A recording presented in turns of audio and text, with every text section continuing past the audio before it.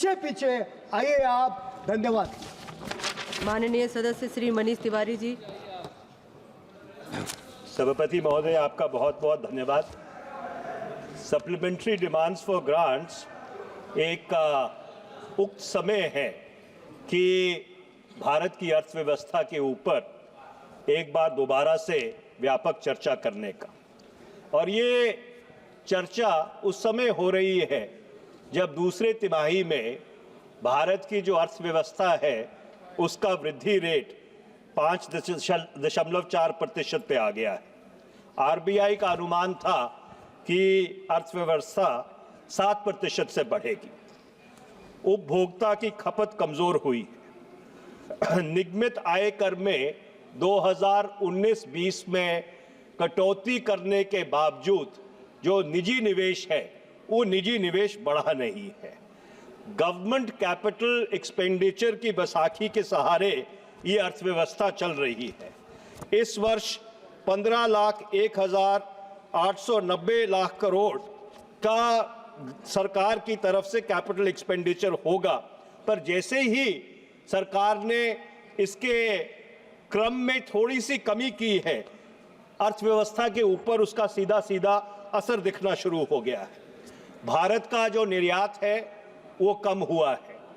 Goods जो का क्षेत्र है उसमें जो भारत का शेयर है पूरी दुनिया की अर्थव्यवस्था का वो सिर्फ 1.8% है, और सर्विसेज में वो शेयर 4.3%। इस परिप्रेक्ष्य में सरकार सदन के समक्ष 87,762.56 करोड़ की मांग लेके आई है, जिससे जो सरकार का वित्तीय घाटा है या जो सरकार का खर्चा है वो 39,08,276.56 करोड़ पर 56 लाख करोड़ पर पहुंच जाएगा।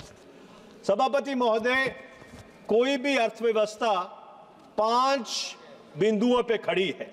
सबसे पहला सेविंग्स बचत, दूसरा कंजम्पशन खपत, तीसरा इन्वेस्टमेंट निवेश, चौथा प्रोडक्शन उत्पादन, और पांचवा एम्प्लॉयमेंट यानी रोजगार।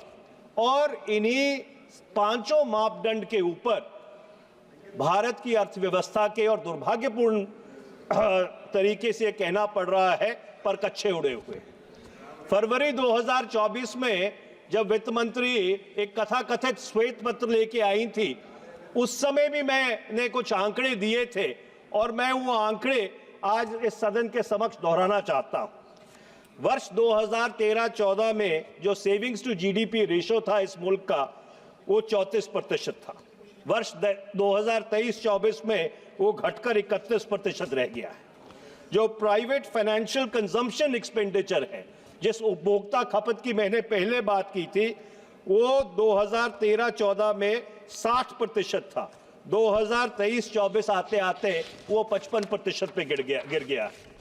इन्वेस्टमेंट टू जीडीपी रेशो, जो निवेश अर्थव्यवस्था में होता है, 2013-14 में इन्वेस्टमेंट टू जीडीपी रेशो 33.8% था।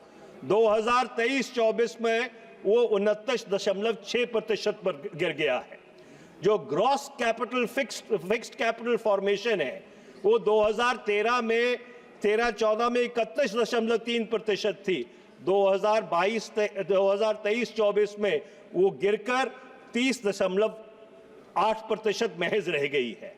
और जो बेरोजगारी दर है वो 2013-14 में 5.42% था, 2023-24 में बढ़कर 8% हो गया है।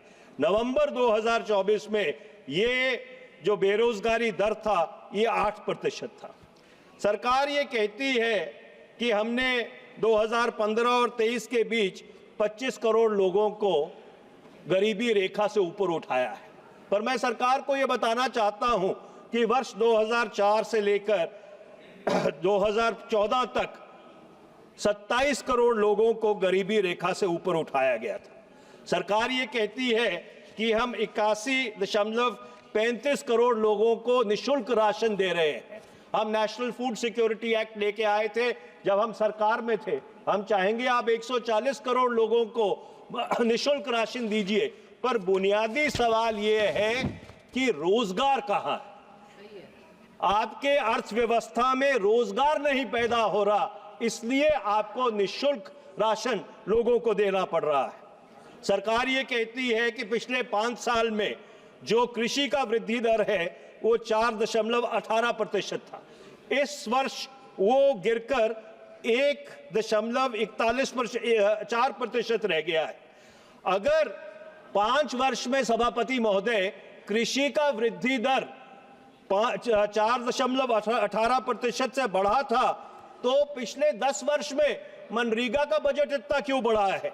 2013-14 में जिसे ये सरकार गड्ढे खोदने की स्कीम कहती थी, उस पे लागत आती थी 32,992.83 करोड़। 2024-25 में वो बढ़कर 86,000 करोड़ हो गई है। जो परसेंटेज थे मनरेगा के तहत 2014-15 में सिर्फ 165.64 करोड़ परसेंटेज थे। 2023-24 में 309.1 करोड़ परसेंटेज हो गए हैं।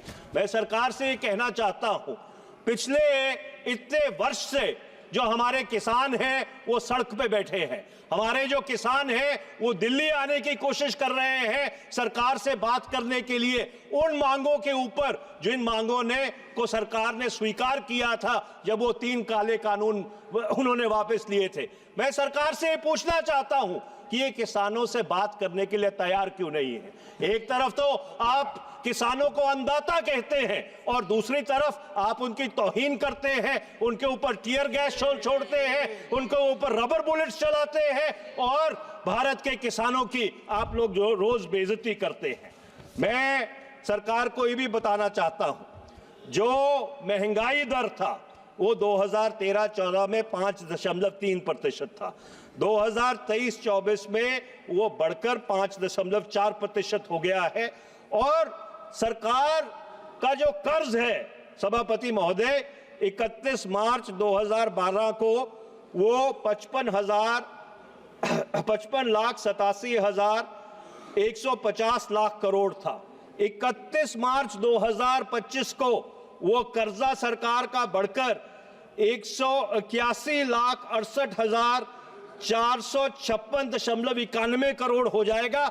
10 साल में आपने भारत की आने वाली पीढ़ियों के ऊपर 112,85,394.83 लाख करोड़ का कर्जा बढ़ाया है। मैं ये पूछना चाहता हूं कि सरकार ने ये जो पैसा है ये किस चीज पे खर्च किया है, अगर आज अर्थव्यवस्था पूरी तरह से चरमरा रही है।